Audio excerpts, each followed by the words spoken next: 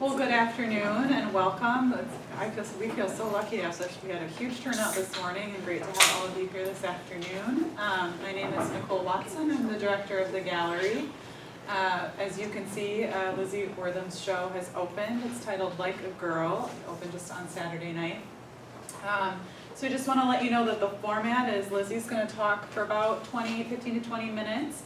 And then she'll open it up to questions. So if you think of things along the way, just jot down a few notes. We'll have plenty of time for her to address those when she's done talking. I also just want to tell you a little bit about Lizzie. So she's an emerging contemporary figurative painter. And she's originally from Minnesota, but she just moved to Florida, actually very near Fort Myers. Don't worry, your house is fine. But it's been an exciting week for her, so we're really lucky that she was still able to make the trip here to see us. Her work has appeared in both solo and group exhibitions, and she's received regional and national recognition from organizations such as the Minnesota State Arts Board, the Minnesota State Fair, the Minneapolis Star Tribune, the White Bear Arts Council, and the North American Graduate Art Survey. She earned a BA with a fine art major from McAllister College, so just down the road, and an MFA in painting and drawing from the University of Wisconsin-Madison. So please join me in welcoming Lizzie Wortham. Thanks so much, Nicole, and thank you so much for having me and letting me have this opportunity to show this body of work.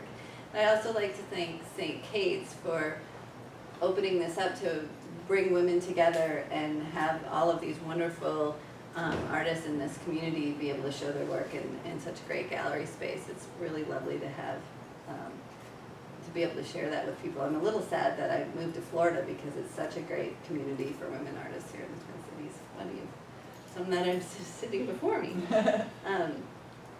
I'd also like to thank the State Arts Board. They gave me a grant to produce this body of work for the 2016-2017 season. And if you don't know about that, it's a wonderful opportunity for Minnesotans. They give you up to $10,000 to produce work, and it allowed me to only work 4 days a week in my day job, allowing me to have enough time to really focus on my painting. The other person I have to thank is sitting here, Beth Barron. She was generous enough to give me 6 archival boxes of her family photos. And not to keep, but to dig through, and find a lot of the photography that has inspired this work, including this painting, which is of Beth when she was 14. And so that was just wonderful to have access to all of those wonderful photos. So thank you, Beth, and my own family. My cousin Linda is pictured to the left here, the sort of upside down girl, and in the back corner. I'm not sure if I asked her ahead of time, but she didn't mind. The rest of my family and their photos as well. So thank you. I'm going to start out. It's a little bit difficult for me to talk about my work. I think it's hard for a lot of artists to talk about their work. And so when I know I need to write an artist statement or talk about my work, I often just do stream of consciousness kind of writing. And it comes out a little bit poetic, but I'd like to read you a piece of that as a place to start. It was small, they were small and fragile. I wanted to protect them from time, age, and the world outside of the garden, but they'd already been taken out of the box. Still curious of how it all happened, that establishment of self, the declaration stating, I'm this, not that, with fear and fierceness, I blurred the edges. Looking back, them at me at my own, sharing the pain and enthusiasm for a future we now know, forces me to scrape things away, lie on the floor and dilute with spirits, tilting the present in all directions our lives could have gone. We hang in the balance, taking the photo, holding who we are, hanging it on the wall so we can step back and see. But it's still smeared, it won't come clean. We're not clean and pure anymore. That's not how it works. I started painting in college, as she said, just up the road at McAllister.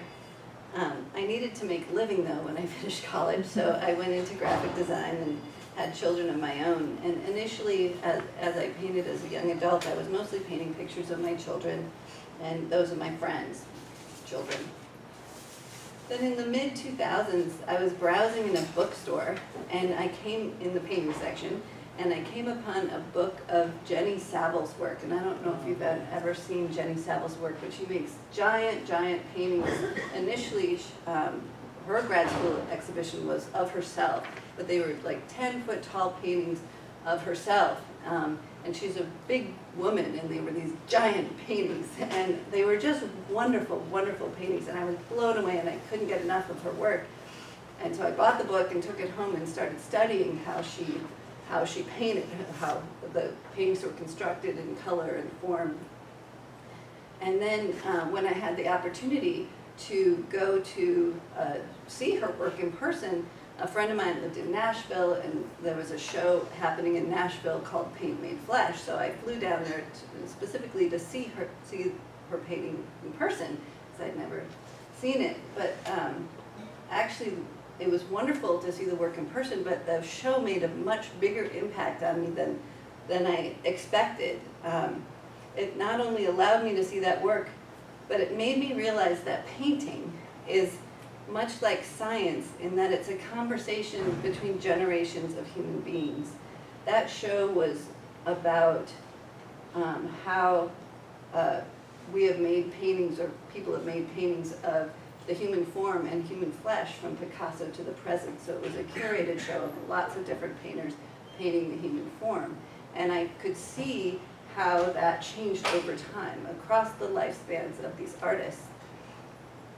So painting builds on that, builds on past generations the same way science does. It's a conversation that spans lifetimes, and it's a conversation about the experience of being human. So at 40, I finally decided what I wanted to be when I grew up. I wanted to be a part of that conversation. So at that point, I decided to go back and start taking some classes. I lived in Madison at the time, and so I started taking classes at the university and worked with a professor, T.L. Solian, professor of Madison, to build a body of work. That body of work, which you can see on my website, is called the Bitch Series. They're not subtle paintings. They're images of women and dogs and children in ambiguous spaces with a lot of provocative nudity. They were kind of emotional outbursts and very satisfying to make, but not particularly sophisticated, but they did get me into grad school. So I went back to grad school at 40 and began at that point an exploration of the emotional content of the painted surface itself, sort of the emotive qualities of paint, the texture, the feel, the form, rather than the content. And how to make use of those properties without relying on that provocative imagery. It wasn't that I became an abstract painter.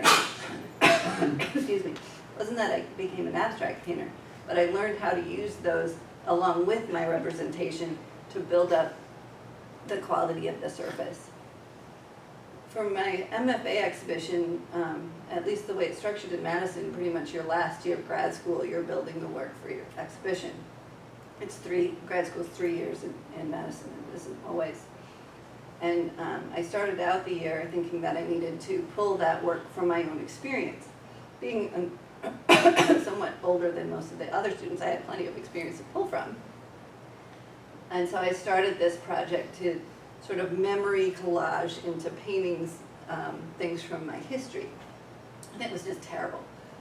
I got to about Christmas, and I had these giant canvases that were half painted, and one of my favorite professors came in and said, "What are you doing? This is terrible." And I was devastated. But I went back home for Christmas to visit my parents, and my father was in the midst of a project to put into albums all of our family photos. Now, my father has Alzheimer's, so this was a project he developed for himself to sort of remember things. And he had all of these photos, all like strewn out all over the living room. Excuse me. He was trying to categorize them and figure out who people were. And I started looking at those photos, and I'm like, wow, these are really interesting. And I particularly liked the ones that he didn't like. The ones where somebody's head was turned, or someone was making a strange face, or you couldn't really, or there was just like sort of a foot coming out of the frame, and just really those outtakes of photos. And I was fascinated by the photograph. Initially, I was resistant to make paintings from those photographs that I'd gotten. Excuse me. Too much talking. I was resistant to make paintings from the photographs. I felt like I was cheating in some way, like painting off a photograph, you paint from your rock, not from mine. Well, I got over that. And with the help of Gerhard Richter, I don't know if you know the very famous painter Gerhard Richter, but he wrote a lot of writings that are now published that you can purchase a book of his writing. And he wrote early on about painting from photographs, because this was something he did early in his career. And he said, perhaps because I'm sorry for the photograph, because it's such a miserable existence, even though it's a perfect picture. Oh, thank you, Nicole. Something in here that's bothering you, isn't it? Yeah. Sorry, folks, one moment. And I've got something in my throat. I can edit this out too. Thank you. All right. So Gerhard Richter said, perhaps because I'm sorry for the photograph, because it has such a miserable existence, even though it's such a perfect picture, I would like to make it valid, make it visible, just make it, even if what I make is worse than the original photo. And if making something that I can't grasp, and making is something that I can't grasp or figure out or plan. That is why I keep on painting from photos, because I can't make it out, because the only thing to do with photographs is to paint them. And I feel the same way as Richter does. I see these photos and I need to do something with them to make them something more. I'm emotionally moved by the photograph and I want to make it into something bigger.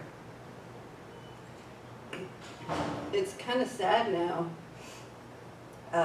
that we don't really make these kind of photos that were on the floor in my living room of my father's house anymore.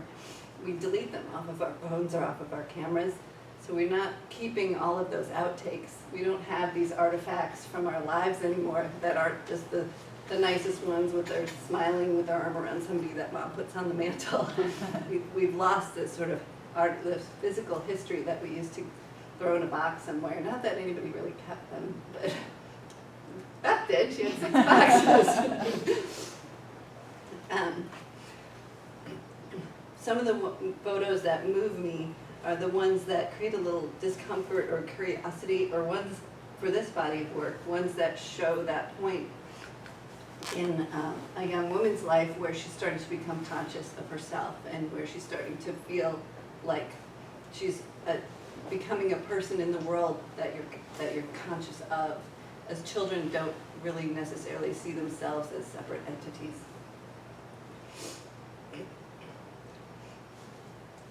I'm going to read a little bit more from my artist statement now after this drink of water.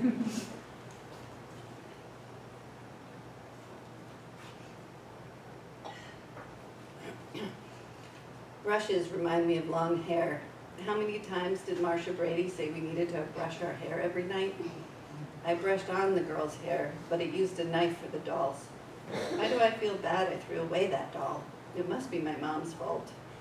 I'll put her back here where she can live forever, my mom, the doll. I never wear yellow, but it's excellent for skin. The thin, cowardly teen skin, yellowed from the pink infant, pages turned. In Minnesota, lips are blue at times. Our interior's as cold as our relationships, requiring high doses of vitamin D. This painting here was inspired by a photo I took at Concordia language camps when I was about 10. There was a group of girls in my cabin who were bullying the other girls, and I caught a moment of intimidation in the photo and represented it here in this painting. These girls I had heard talking about me behind my back, and that experience with those other girls at camp really changed me. it changed my understanding of who I was in the world, and not necessarily in a good way. It was a really difficult emotional time for me. And so this painting captured it, my own memory.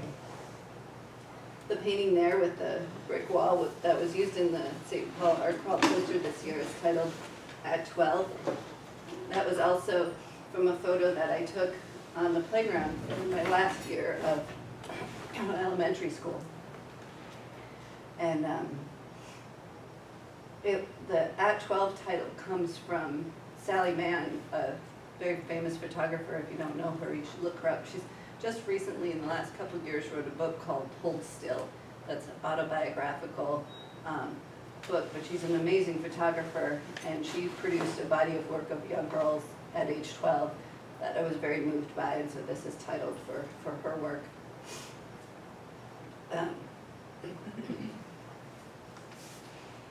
She's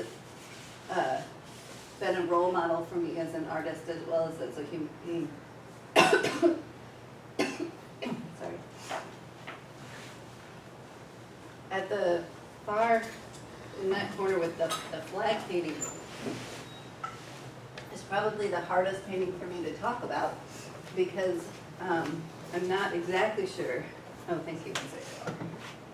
I'm not exactly sure how I feel about it myself.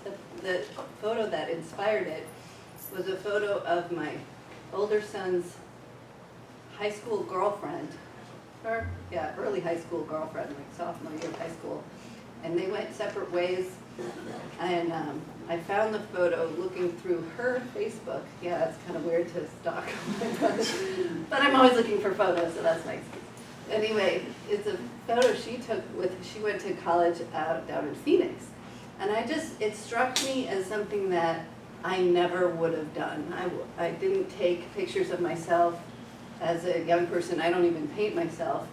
But I just would never have felt comfortable posting to the world a picture of myself, one in a bikini and two in a pose like that. And it brought up a lot of things for me about what are we publishing about ourselves? Where's the line for that? And when is it about me or what I'm trying to present in the world, and the images that we have of ourselves, whether positive or negative, are we curating ourselves to the world in a way that we didn't as young women back in the 90s when I was that age.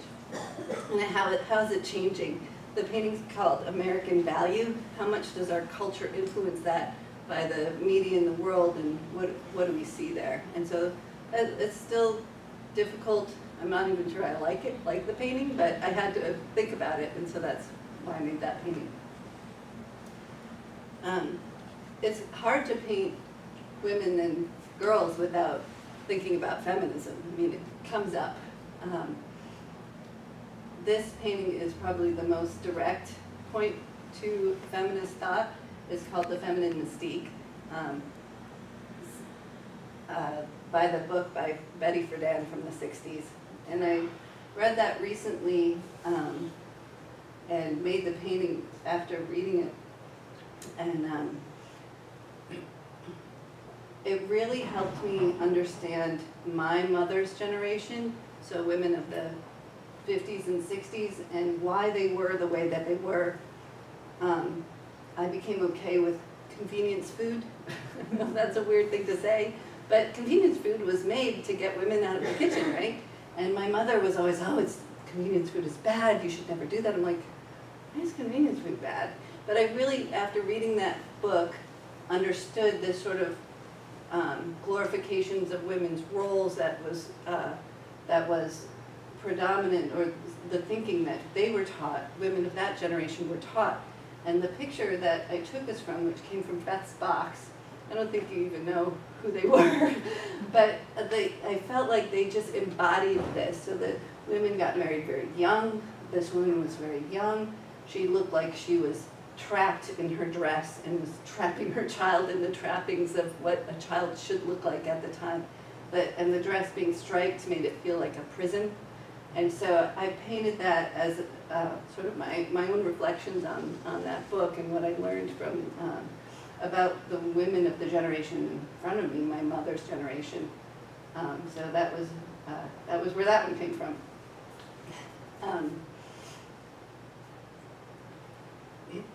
I feel like through this body of work in particular, I've become a documentary painter, in a sense. Like, by taking these photographs and making them into paintings, I'm making things that'll last, that might not have been seen by the world, about the lives of my friends and family and my own life that can span that generation that I was talking about earlier. I'm hoping that people relate to the pictures in their own lives and can see themselves in these pictures as well. The last bit from my artist statement. I remember that red brick wall from a dream. I found a crack in it, and I was still small enough to slide inside to a pink light garden with an electric organ. So that's it. Questions? Sorry about the coughing. Would you mind talking about, I hate to ask about specific things in paintings, but That's fine. I really do love all of them, but the feminine mystique really speaks to me also, and I'm very interested that you snuck a nude in. Since you were no longer painting nudes after, or stopped Yes. painting your pictures. Could you say more about that? Yeah, and it was a sneak in, obviously it wasn't in the picture. But I felt like I needed a juxtaposition. At the time, women were feeling this way, but we were also being liberated, because of the women's movement. And so that's sort of a symbol of the liberation that was happening at the same time that women were being constrained. So that I added it there as a nod to the women's movement and the liberation. Yeah. Thank you. Could you talk about some techniques, how you approach paintings? Sure. I could see most of painting. I feel like you keep rotating painting as you. I do, Yeah, to so- get the drips going this way Yeah. or going this way. I wonder do you have any specific reason behind it? Or? Yeah, well, there's always something I'm trying to create, and I try to not to overly use the brush. I feel like I want to take use as little brushwork as possible, and try to allow the paint to be as emotive as it can in its paintness. So one of the techniques I use is I keep mineral spirits in a squirt bottle, and I'll put on like this kind of background, or on that one, or on this, and put big blobs of paint on with a palette knife and squirt mineral spirits over. I have a big fan in my studio because my husband's like, you're gonna kill yourself with all this fumes. But I do it anyway. And I squirt the mineral spirits and let it dry, and then sort of work the paint in with the mineral spirits to get that effect that you're seeing here. And I'll often do that with multiple layers. In that middle painting with the car, I wanted the effect of the heat rising from the ground like you see in hot climates, and to give it that sort of vibrating feel. And so that's why I was using it there. Often it's to create this patchworky grass-like thing without making a lot of little brass, or because it's just not my, I don't have any attention to detail. Maybe when I'm painting a face, I'll use a brush, but I tend to want to make big movements and do it the easiest way possible. The brick was created, it was very fast to paint and a lot of tape. It was all made with pinstriping tape. So I taped out, I blocked all of the grout between the bricks and that sharp edge, and then just really fast smeared paint over the top of it and pulled the tape off. So I tend to use a lot of that. This dress was all taped There's actually no line work in the dress at all, it's only the stripes. I tried to make a dress look like a dress with only the stripes of the dress. And I had to tape that 3 or 4 times because I kept putting more paint. Now the paint was applied with a knife, and I was trying to get it really smooth and flat. It didn't turn out quite as well. I look at it like, oh, there's this little spot. Best I did, best I could do. So I use a lot of tape, packaging tape, pinstriping tape, other kinds of tape. Packaging tape's great because you can see through it, and it cuts fairly easily with a knife. Can you just like kind of reflect on how like her artistic style has evolved? Say it again? Like, can you reflect on how like your artistic style has evolved through the years? Oh, how my artistic style has evolved? Yeah, sure. So when I was painting I started painting really late for a lot of people. I didn't pick up a brush till I was in college. I did photography in high school, but somebody told me I couldn't draw. And really just no one ever taught me. And so I took a drawing class and what do you know? I learned to draw, and we couldn't do it naturally. But I've always been messy. My charcoals were, just charcoal everywhere in my hair and on my face, and I still have paint on my glasses. So my style's always been very loose. I've never been a detailed person. When I was painting kids, I was very influenced by the Jenny Savile stuff, as I've mentioned.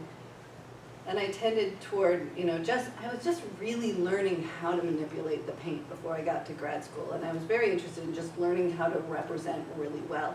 And I took some master's painting classes, so I tried some paintings using master's technique, where you paint the whole thing in just sepia tones, and then you layer linseed oil layers over the top. So I have some older paintings that look like master's technique paintings, and some that, but it wasn't until grad school that I really started to find the habits that were my habits, that made my work look like my work. And it just took time of painting to find those things, and those techniques that you use, like this taping and dripping the mineral spirits, and then using solid areas of color, and the kinds of content.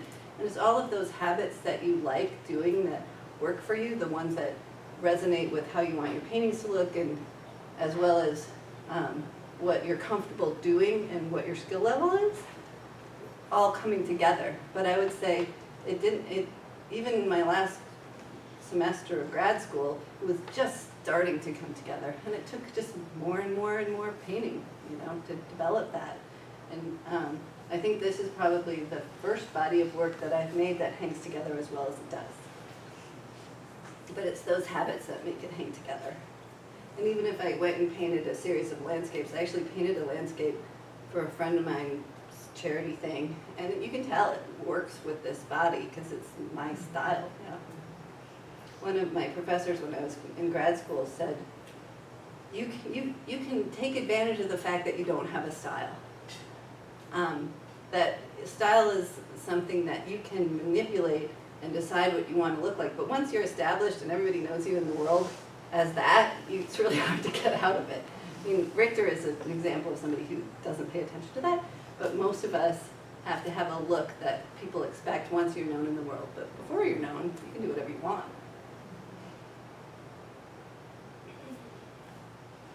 So with the painting to your left, I noticed that her bathing suit kind of fades into the background. Was that more like a stylistic choice, or is there significance to that? Both. I feel like it sort of talks to this idea of shyness, of not wanting to be seen as a sexual being at that age. Like, I'm still a kid, but here I have boobs, and it's this time where we're recognizing ourselves as a sexual being, but want to step back from it, and still want to be a kid on so many levels.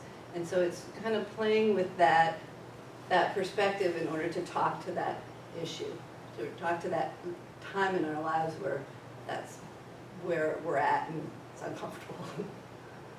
But it's also, I just thought it would look cool.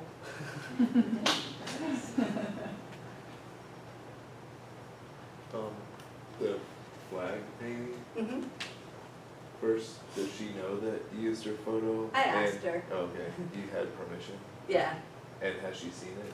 What does she think? No, I don't know if she's seen it. I didn't hide it, but I didn't tell her, and I don't know what she'd think of it. You know, I should ask her.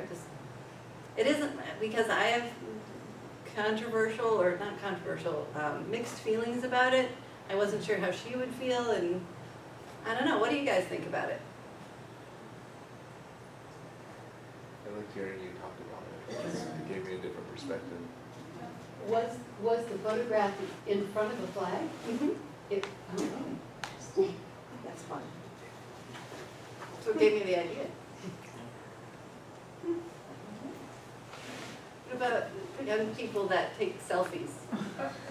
Nobody does that, do they? Yeah. I don't, but It's passe. any thoughts? Does it look normal to you? Like a normal picture? I see some yeses and some no's. Why not? It's very provocative, like, the bikini standing in front of the flag with a very straight face and like throwing up the peace sign. It's just not something you see every day, so it's kind of odd. Not something you just stand up and do today? No, me neither. That's why I made it. It doesn't really look like a selfie because there's no Yeah. arm holding, I mean, No, it wasn't technically a selfie, but you know, it's their friend taking their picture. They obviously knew it was being taken. It kind of reminds me of the style that people would take selfies with. Yeah, I don't know, like that makes just. yeah. It's interesting that you, with the American flag, and there's two women, both in, like, mostly naked, like interacting with one another in a context that you would that's normally a private, intimate moment between friends. Right. And here is, it's captured forever, but the American flag in the background, you have the whole media, and you have the over-sexualization of girls, and like, in any typical setting, something like this would be in like an advertising setting, the women would be the product. But in this case, because you're the artist, they're not, and we can tell that emotively by your painting, but I think it just really breaks down that kind of boundary between the viewer and the subject, that you don't get in that kind of like objectifying advertising. Thank you, that was very well spoken. That's Carol speaking through me. Oh, okay. I was trained by Nice, Carol. nice. Really good. There's also like a very like strong sense of confidence within the girls, like they're very like, confrontational almost. Yeah. Defiance. Defiance was the one that came Which is an interesting juxtaposition to the girl in the bikini who's slightly fading into the background, Yeah. you know, and blurred with this. Like not comfortable with having their picture taken, and this was taken. Out of this body of work that you personally feel like is right on of exactly what you want to express? So there's, and I kind of answered this in the last, the same question came up in the last talk. There's ones that are most meaningful to me and ones that I think are most successful as a painting in the world. And this one is most meaningful to me because of that pivotal experience that I was painting. From a most successful, what paintings do I think are like the best paintings from a, and I don't know if I intended them to be, like they matched my vision. I wouldn't call that necessarily a criteria of success. More of they came out a lot better than I expected. And I would say this one and the one there are probably my strongest pieces, the babysitter and the feminine mystique. Though this painting of Beth is also, you know, it's hard. I mean, you kind of feel like they're your children. Oh, but that one, and but that, you know, and so it's, but I'm really pleased with how the body has come together, and I have more paintings to make that are in this. I probably have 5 or 6 more paintings in my head, some that have stretched canvases and some that don't. But I'm hoping to go a little bit further with this before I switch to something else. I'm not tired of it yet, so. It's the newest one. The newest one is the treachery of girls on the back corner there. No one asked me about that painting in the last lecture. It's a play on the painting, A Treachery of Images, which is the painting that you may recognize it of a pipe, and underneath it says, "This is not a pipe." So it's playing with the idea that an image is not the same thing, a representation isn't the same thing as the real thing. And so this painting was more our images of girls, what we think they are, or girls what we think they should be. And them smoking a pipe was just part of the fun of it. I noticed you used a lot more paint on that one, like in the background. It's, you know, like. It's thicker. Yeah, it's a lot thicker, which I thought was interesting. I think that was in part because I was kind of in a hurry. Okay. Didn't have much time to spray and twist. I didn't, I was half done, I wanted it in this show, and I had like 2 weeks before I had to bring him here. It's probably still wet. So that is by far the newest painting. But I really wanted it to be a part of this. And then the one on the back wall there, with the 3 girls called Seeds, that's probably second newest. I have another question. I'm sure you talked about this, I know you've talked about this already, at least in part. But I'm very interested in how a painter can take, I don't even know what I'm doing, so as a painter or whatever I'm doing, but how you take like these great ideas. I mean, obviously you've got the image now, you've got some technique. Now, what does it take to translate that into the idea that you want to portray on the canvas? I mean, it feels like it's got to be just this ongoing conversation of, do you start with a sketch and then, I mean, that's partly technical, but what is it? How do you work the technique plus idea into art? Well, so because I've had a long career in design, in graphic design, and I know computers fairly well, I always scan the photograph that has inspired me, and then I manipulate it in Photoshop to play with composition, with color, and kind of get it. Sometimes there's multiple photos that I'll bring together, like the background in this @12 painting was from a different painting, from a different photo, so I'll change them around in order to make the painting work as a composition. And then once I have it the way I want, then I sketch it in pencil onto the canvas.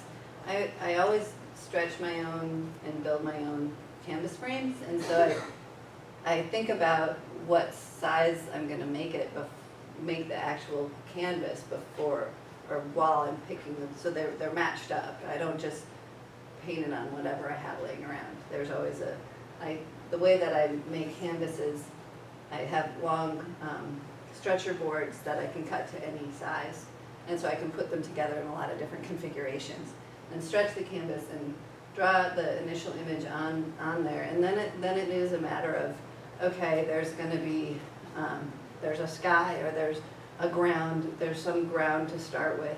If I know pretty close what the composition's going to be, I'll tape it off.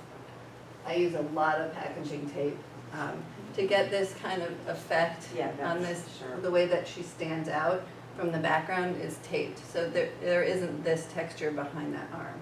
So part of it is making it so the surface of the arm and the surface of the background are not sticking out from each other, and then it allows you to keep those whites in some of the flesh areas from not having all that crap behind it, because it'll glow more with a lighter color underneath. And so a lot of pieces get taped off in big areas. Like the background of the house, or whatever is going on. Yeah, up there. this part was taped off. Yeah. This, there's no paint here. There's no paint at all in that So you're area. acting like a watercolorist there. You're saving your whites, kind of. I do that, Okay. and though I've never used watercolor. Some people think they're watercolors when they see them online, but they're all oil. Does that help? That's great, thank you. So part of it is just, you paint one thing and then you're like, okay, what do I do next? And you wait for the painting to tell you what the next thing is, and you often don't know the next step. Sometimes there isn't a next step and you've blown it. And then that painting sits until you realize, well, it's just not gonna happen. You can't stand looking at it anymore. I probably have 4 or 5 canvases in my studio that just been sitting. Well, I either blew it or I just lost interest. One of the two. Thank you. When you paint figures, how important for you to find some sort of personal connection with them or some sort of personal sentiment? Or do you just prefer to paint someone you don't really know? It's not about the people. So though I painted my cousin in both of those images, she actually wasn't flipping off the camera in the photograph. I added that. And it isn't about her. It doesn't really look like her. They're not portraits. They're trying to get at what I felt when I saw the picture and the attitudes and the emotional content of the photo, not about who the people are or who the people were. In many cases, I don't know. I mean, I remember the name of every single girl in that picture, and I don't know who they are really because I haven't seen them as adults. You know, I remember their names from childhood, but I don't know them, and they don't know that they're in that painting. So it isn't about the people. It's just about the content, you know, the emotional content. I'm trying to make more universal statements about girlness and womanness than I am trying to make pictures of individuals.